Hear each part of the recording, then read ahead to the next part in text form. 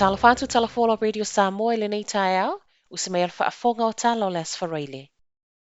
O loo mawhanawhana le minista, e mawhai e le malo na whaafeilua ia le mana onga o whaatosanga. O le vaiaso le nei o loo solo te e whaatosanga ma o le ana savalia i fo ile mauta whono ana nafi, e momoli la lātou tālo sanga wa tatau na whaalelea tutongi. I le taimine ia tu sa maleono se lau whaatosanga wa mai a le sitala, e le ito e whaafowina tu si pasi e mawhai e ono whaawau lea au nanga. O le aso tolu tasi o Januari, lea na umai lea o ngā o le malienga, o lo o lima ta inai au nanga whaatosanga, ma o le alawa e le ito e ausia, se isi malienga fou. O le tali al minstala soi fua maloloina Andrew Little, na ia tā uai foi e le o toe ba mau a mata feuta na inga, ma o lo awai le malo e le fe au o momoli atu. Na whaaftai ai foi e le minsta, whaatosanga malalato ngā luenga whai o lo o tautua inai le atunu. A whai ai le whaamaliaina whaatosanga le vaiaso nei, o lona winga o le a whaatanu ina pia le isi solo te e se fulu lua i tū la, le o lo whaamoe moe mo le aso tofi o le vaiaso fou.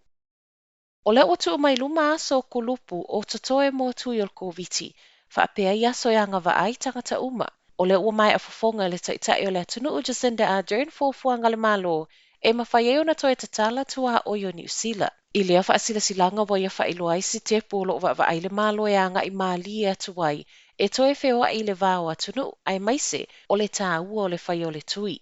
O le a whaavave ona whaasolo tui i totono o le masina le nei, ma e tatau ono o atu i le ulua i aso le masina fou. Ua tatala le avanoa i tangata New Zealand uma e mawhai ai ona anga i mō tui. O leo fo ia tolu vai aso lo vai le whai o le tui mua ma le tui lona lua. Pe tai o leo le a ono vai aso. Ua whaata mai ei fo ia tamaitai pālemia. O le a whaataita i le vao le masina o ke topa ma te ese mo le tausanga le nei, le whaano fo ese ai le fale. Leo le a amata wheoa i ai na o se vaenga i leto a tele, ma o lo o iai lava fo i ai inga. To tolu whana watu tuli mai la o ngā maualunga a hato paora i mana watu, ona o amionga le tala whea ngai tau wheu sua inga. O le masino iuni le whaapea na ilo ai, ma i le mai aso e sue ai o le kulupo ta maiti na whesilingia i sue e ngana whaia, o le uato e fo i atu le isi vaenga, ai o motu to tolu. I whamtalanga ma le pūlenga i lunga o tala le staff, o na iaso na longo tala i le mena tupu, na whaailoa i mātua, le oranga tamadiki, whaapea matanga luenga wa onga. E o maile taimine e le ini mo lianga wa whaia whaasanga ia i lato wa tūtuli, ma o lea fo ina tā pāle whesosoani a le vaenga o lo wa ia tupulanga talavou. Ua ia ao nei o leo le nei mata upu.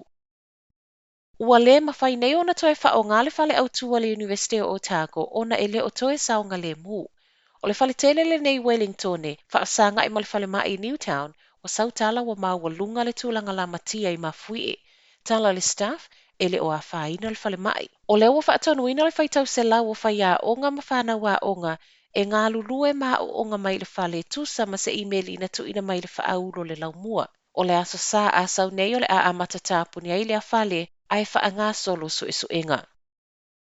Ua taunu o le si inga mai al whaipule mai niwe, o Richard Hepper na malanga tuaile wa ale amia New Zealand ma au mai ana nafi moto ngā fitinga, ma ua wha maunia le soifua maloloina e le maual whaipule le koviti. O le asi ngā mai na talia e New Zealand ta wala mai se tālo sanga le whai ngā malo niwe, ma na malanga wha atasi mai e malona whale tua, wha apia le alo tamaitai. O le malai waalele le ami sisifo au kilani I whenua pai, le ana taunu I ai, ma o le a foina tā lia e ta avale le whale mai, ma awina ne ai mautanga ngase au kilani. Whamtalanga ma le so upo le soifua maloloina, o tālo sanga motonga fitinga I totono New Zealand, mai atunu Pasifika, e le fou. Matala mulimuli, ua maua nei le dauta I totono a Guam. Luas fultasi samples na awina atu I Amerika mo suenga, fo I mai le lima ua wha maonia I le vairusi o le dauta.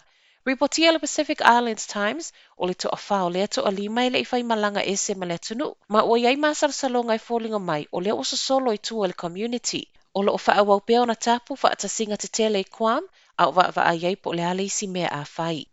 Mai le atu kuki, to o lua tangata tafa whao mai New Zealand o lo la veile lisio I lato una maua o wha asua ava, ai o lo avel ta avale. Tusa ma le valu se fulu tangata o wha asane e leo leona to e whioa I le atu kuki, ma o lo filo ai ma le to o lua lea mai New Zealand.